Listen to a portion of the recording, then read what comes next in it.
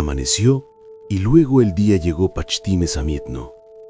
Decenas de miles de personas en la URSS pronunciaban su último adiós al hombre que muchos consideraban el creador de su infancia feliz. El 5 de marzo se cumplen 70 años desde la muerte de Joseph Stalin, uno de los dictadores más crueles en la historia de nuestro país. Durante más de 3 décadas mantuvo el poder, creó un culto a su propia personalidad y desató una represión masiva contra su propio pueblo. Después de su muerte, incluso sus antiguos camaradas condenaron sus acciones y, al parecer, no quedaban dudas en la sociedad sobre quién era él en realidad. Pero con el paso del tiempo, décadas después, vuelven a erigirle monumentos recordándonos sus crímenes, sino sus logros, cerrando los ojos ante el precio que pagó el país por ellos. Hoy analizaremos cómo Stalin llegó al poder, qué consecuencias trajo su gobierno y por qué una parte de los rusos comenzó nuevamente a sentir simpatía hacia él. Ya puedo prever los comentarios fanáticos repitiendo viejos eslóganes, citando mitos y asegurando que Stalin fue el gran padre de la nación. Joseph Yudgashvili nació en 1878 en una familia pobre. Estudió en un colegio eclesiástico y luego en el seminario de Tiflis, donde se apasionó por el marxismo y se unió al movimiento clandestino. Escribía artículos para publicaciones ilegales, ingresó en el POSDR y, por propuesta de Lenin, entró en su comité central. En 1912 adoptó el seudónimo Stalin y un año después fue enviado al exilio en Siberia, donde pasó varios años.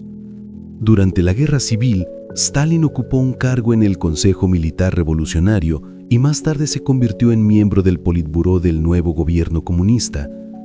Tras la muerte de Lenin, ganó la lucha interna del partido y concentró en sus manos el liderazgo real del país, primero como secretario general del Comité Central y más tarde como jefe del gobierno.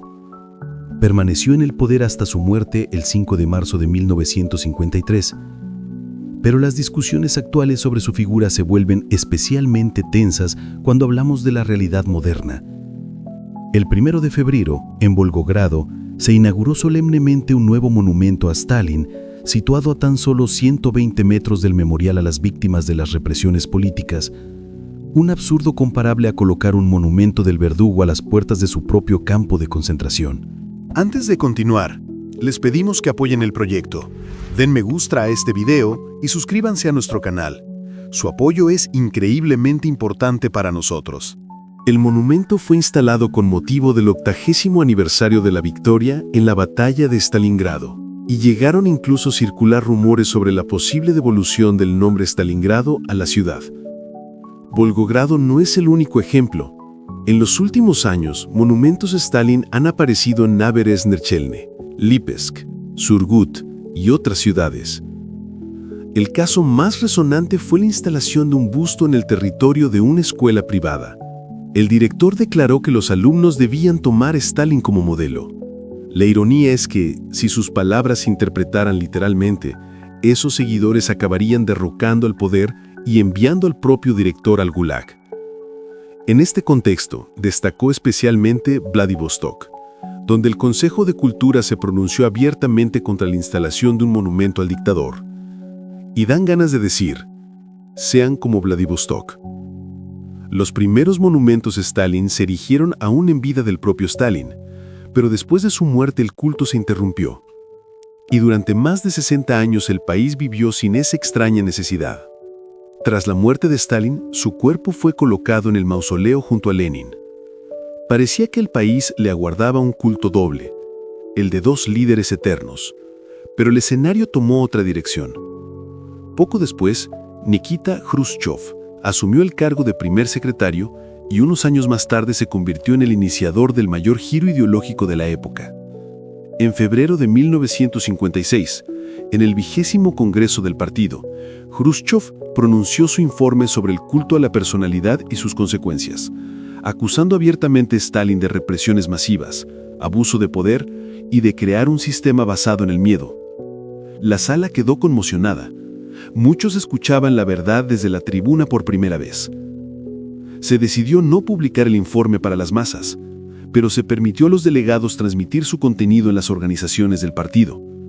Solo en 1989, 2 años antes de la disolución de la URSS, el informe se hizo accesible al público.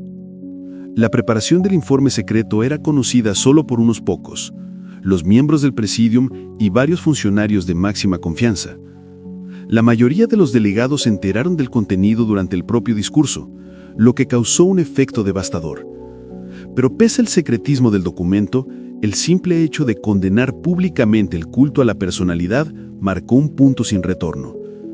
El Congreso decidió superar las consecuencias del estalinismo, dando inicio a un amplio proceso de desestalinización. Comenzó la rehabilitación de los condenados injustamente, y posteriormente el cuerpo de Stalin fue retirado del mausoleo y enterrado junto a la muralla del Kremlin. Por supuesto, no faltaron críticos. Muchos preguntaban por qué quienes acusaban a Stalin habían guardado silencio durante los años de terror y no asumían responsabilidad por el pasado. Sin embargo, pese a todas las discusiones, el hielo comenzó a romperse. Por primera vez en muchos años, el país respiró con algo más de libertad. A nivel cotidiano, los cambios se sintieron muy rápido. El nombre de Stalin desaparecía de las páginas de los periódicos, de los nombres de calles, ciudades, institutos y fábricas. Se desvaneció el entusiasmo obligatorio, aquel que antes se exigía a cada ciudadano. Surgió un nuevo principio no escrito. La gente podía relacionarse con la figura de Stalin de distintas maneras. Unos admirarlo, otros condenarlo, y eso era permitido. Tal pluralismo fue, para la URSS, casi una revolución. La sociedad empezó a deshelarse, y este proceso pasó a la historia como el deshielo. Sin embargo, duró poco. Tras Khrushchev, llegó al poder Brezhnev, y la actitud hacia Stalin volvió a suavizarse. El culto no fue restaurado, pero tampoco se llevaron a cabo reformas reales hasta el final. El país cambió solo parcialmente.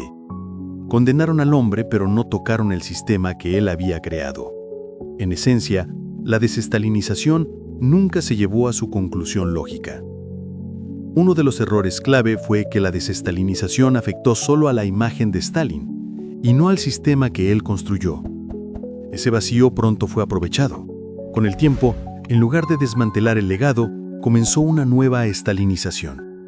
La imagen del dictador empezó a presentarse como la de un líder eficaz, sustituyendo la conversación sobre los crímenes por una conversación sobre los logros. Y esto lo hacían ya no solo comunistas convencidos o grupos marginales. En 2017, Vladimir Putin declaró públicamente que siente hacia Stalin sentimientos complejos, reconociendo la existencia de cierto aspecto positivo, y en 2022 volvió a mencionarlo en el contexto de la grandeza del Estado. Esa retórica se convirtió en la base para la creación de una nueva imagen de Stalin, no la de verdugo, sino la de un reunificador de tierras y un líder exitoso. El mito contemporáneo del sabio Stalin no es un fenómeno espontáneo. Es una construcción propagandística deliberada creada por el Estado para reforzar su propio poder, apoyándose en un símbolo histórico reconocible. Y como muestran las encuestas, esta estrategia ha funcionado. En 2001, el 38% de los rusos tenía una opinión positiva de Stalin, mientras que el 43% lo valoraba negativamente. Para 2008, ese balance ya se había invertido, y en 2021, la valoración positiva alcanzó el 60%, mientras que la negativa cayó al 11%. La conciencia colectiva ha sido reconfigurada, y si las cosas continúan así, da la impresión de que el dictador podrían devolverlo aunque fuera mañana, y a muchos les parecería algo normal. El crecimiento de su popularidad coincidió con la llegada de Putin al poder. Primero una rehabilitación cautelosa y después la formación plena de un culto positivo. Pero es importante entender que el mito sobre Stalin no comenzó hoy. Ya después de la muerte de Lenin, la élite se dividió en varios grupos, cada uno de los cuales aspiraba al poder. Cuando Lenin enfermó y luego murió, el conflicto central se convirtió en la confrontación entre los stalinistas y los partidarios de Trotsky. Al principio, Stalin se alió con Zinoviev y Kamenev, y en 1924 derrotó a Trotsky, expulsándolo del escenario político. Después, arremetió contra sus antiguos aliados y volvió a imponerse. El intento de la oposición por unirse fracasó, y Stalin fue consolidando sus posiciones paso a paso. Su camino hacia el poder absoluto no fue instantáneo, sino el resultado de una combinación de circunstancias, del contexto político y de sus cualidades personales, no de genialidad, sino de perseverancia, rencor, paciencia y capacidad de esperar. Mientras sus adversarios perdían tiempo en teorías y luchas públicas por la influencia, Stalin se concentró en intrigas internas. Sabía hacer amistad temporalmente incluso con aquellos que pensaba destruir después, aliándose con unos contra otros, para más tarde aplastar a todos sus propios socios uno por uno. Su fuerza residía en su capacidad organizativa, en una estrategia primitiva pero obstinada de ir hasta el final, y en su plena disposición a matar por sus objetivos. Estas tres cualidades, el cálculo burocrático, la táctica fría y la ausencia total de frenos morales, le permitieron derrotar definitivamente a todos sus rivales y convertirse en el único gobernante. Su principal herramienta de éxito fue el terror. Stalin estaba dispuesto a enviar al paredón tanto a un camarada como a una persona cualquiera, o incluso a grupos enteros si podían interferir con sus planes. Según los datos del ex jefe de la KGB, Kryuchkov, desde 1930 hasta la muerte de Stalin, casi 4 millones de personas fueron arrestadas por motivos políticos, de las cuales alrededor de 800,000 personas fueron ejecutadas. Y si se quiere hablar de su eficacia, solo fue eficaz en una cosa, en la capacidad de crear una maquinaria inhumana de represión. El terror bajo su mando se convirtió en una pirámide perfectamente adaptada para destruir. Podía quitar el pan a los campesinos, llevar a cabo ejecuciones masivas, pero apenas era capaz de cumplir tareas constructivas. A pesar de ello, décadas después la imagen del dictador volvió a usarse con fines políticos, como símbolo de la mano dura y de una justicia ilusoria. La propaganda se aferró con fuerza a la nostalgia. Volvieron a inculcarle a la gente el mito de un Estado fuerte sin corrupción, de un líder duro pero justo, que supuestamente garantizaba el orden. Los políticos y propagandistas manipulan con gusto esta imagen, especialmente en un contexto donde no existe una competencia política real. Se llegó al absurdo. En Rusia comenzaron a abrirse centros Stalin. El primero apareció en Penza en 2015. En el patio se instaló un busto dorado del líder, y el objetivo declarado del centro fue repensar la experiencia stalinista para la época contemporánea. Más tarde se anunció la construcción de otro gran centro en la región de Nizhny Novgorod, con un presupuesto de 20 millones de rublos. Al mismo tiempo, el 60% de los rusos encuestados apoyaron iniciativas de este tipo. ¿Qué exactamente se puede construir con ese dinero no está del todo claro, pero el hecho habla por sí solo. La estalinización no solo ha regresado a los debates y a los programas televisivos, sino que se está convirtiendo en un proyecto cultural. El Estado y las estructuras progubernamentales fomentan abiertamente tales iniciativas, monumentos, centros, exposiciones. En la conciencia colectiva, Stalin vuelve a aparecer con su papel habitual de líder sabio, quizás en un segundo plano, pero siempre en el contexto oportuno, como símbolo de orden, disciplina y justicia severa. Esta imagen se introduce en la sociedad lenta y sistemáticamente, creando la ilusión de que el pasado fue mejor que el presente. Con el tiempo, el miedo al terror estatal se debilitó, y a la vanguardia de la propaganda salió otra idea, la del gran Estado. Así comenzó un nuevo giro en la mentalidad. Muchos investigadores señalan que el modelo de Putin es, en esencia, una restalinización, no un legado distante del pasado. La historia de Rusia y de la URSS no es una línea recta, sino un péndulo que oscila entre olas de estalinización y desestalinización. Esto se ve especialmente claro al comparar la actitud hacia Stalin en Rusia y en otros países postsoviéticos. Según una encuesta del Centro Levada en 2021, solo el 8% de los rusos rechazó categóricamente la afirmación «Stalin fue un gran líder», mientras que en Ucrania lo hizo el 28%. En Rusia el 56% estuvo de acuerdo con esa idea, en Ucrania apenas el 16%.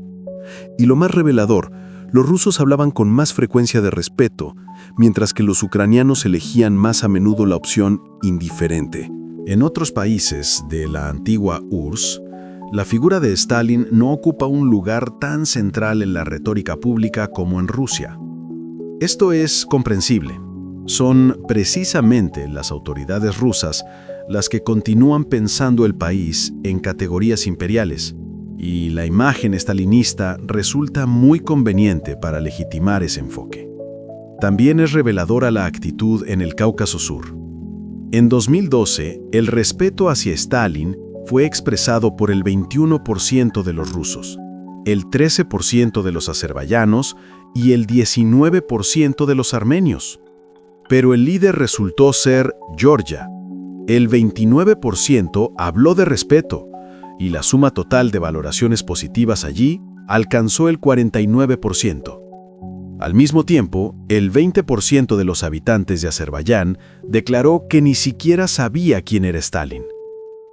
La diferencia es comprensible.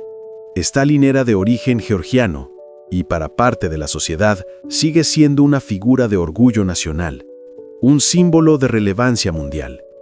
En su momento, incluso las protestas contra la desestalinización en Georgia tuvieron un marcado carácter étnico, nuestro gran compatriota. En el imaginario colectivo sobre Stalin suelen repetirse los mismos clichés. El más popular: recibió el país con un arado y lo dejó con la bomba atómica. La frase se le atribuye a Churchill, aunque no existe confirmación fiable. Sí, a comienzos del siglo XX, Rusia era realmente un país agrario y atrasado. Y para el momento de la muerte de Stalin, la URSS tenía la bomba atómica. Pero olvidar que el progreso envolvía al mundo entero es distorsionar la historia de forma deliberada. Electricidad, radio, automóviles, televisión, aviación, bombas, todo esto se desarrollaba en todas partes independientemente de Stalin. La URSS no se convirtió en campeona del progreso. El nivel de vida seguía rezagado respecto a Occidente, y los logros se obtenían a un precio descomunal y bajo una atmósfera de miedo total. Alabar al dictador por la bomba atómica es como elogiar a un cirujano que sobrevive amputándole al paciente la mitad de sus órganos.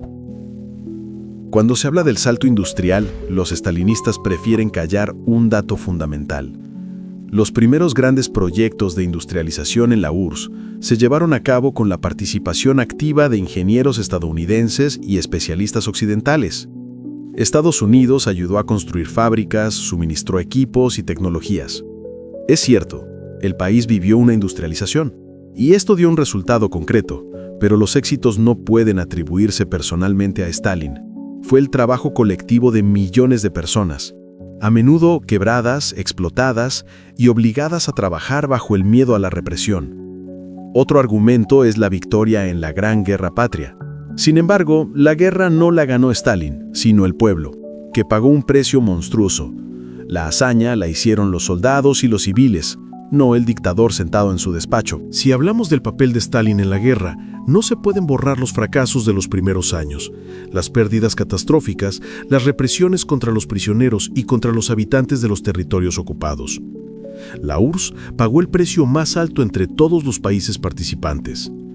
En este contexto surgen preguntas inevitables. ¿Estaba Stalin preparado para la guerra? ¿Podía haber evitado la catástrofe de 1941? ¿Y cuán competente era realmente como líder militar? Pero hoy, en Rusia, estos debates están prácticamente prohibidos. El Estado impone una única versión correcta de la historia y la duda es equiparada a una actividad peligrosa. No se espera reflexión de la sociedad, sino obediencia y fe. Sin embargo, con el tiempo, la evaluación histórica cambiará inevitablemente. Más tarde o más temprano surgirá un amplio consenso anti-estalinista, en el que los logros de la ciencia, de la industria y la victoria sobre el nazismo serán vistos como el resultado del esfuerzo de los pueblos de la URSS y no de un solo hombre.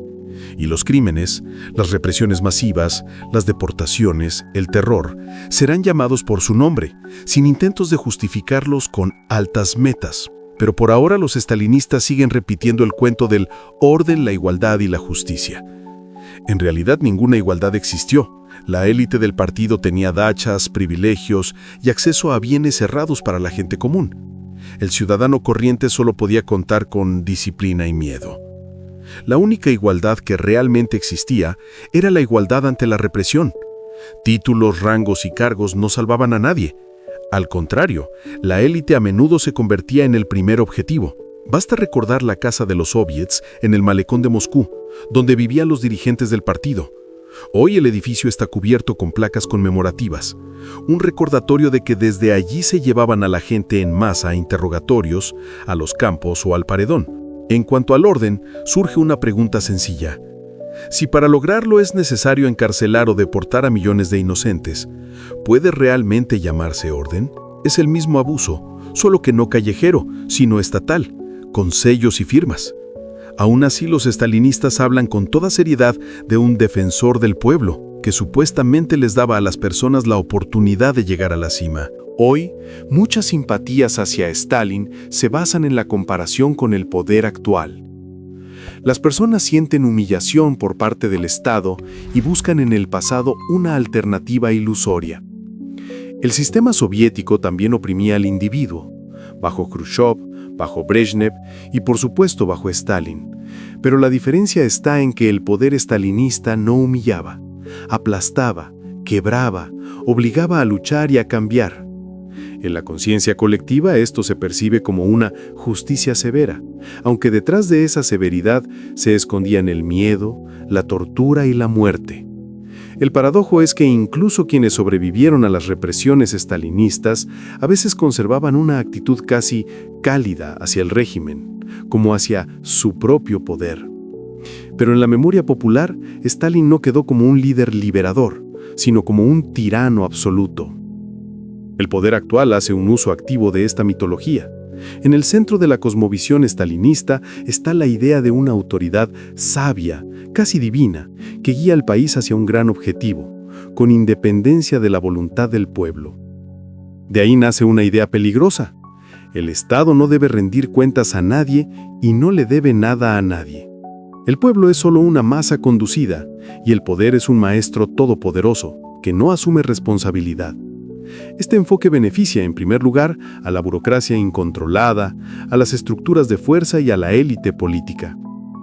Cuando durante décadas se inculca a la sociedad que el pueblo no tiene derecho a voz, se vuelve fácil resucitar los motivos estalinistas: represiones, censura estricta, presión sobre maestros y escuelas, clases correctas, obligatorias.